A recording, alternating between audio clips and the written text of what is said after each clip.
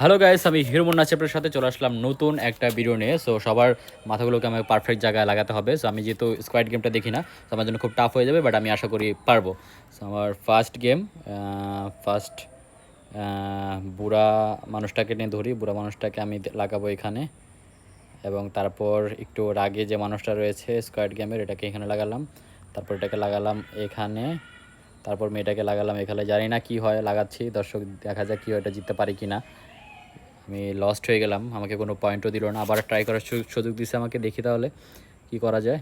এটাকে আমি এখানে লাগাই, মেয়েটাকে লাগালাম তাহলে এখানে, বুড়িটাকে লাগালাম এখানে, এবং রাগিটাকে লাগালাম এখানে। এবারও লস্ট। তো আমাকে দুইবার চান্স দিতে পারি নাই, লাস্ট চান্স, দেখা যাক পারি কি না।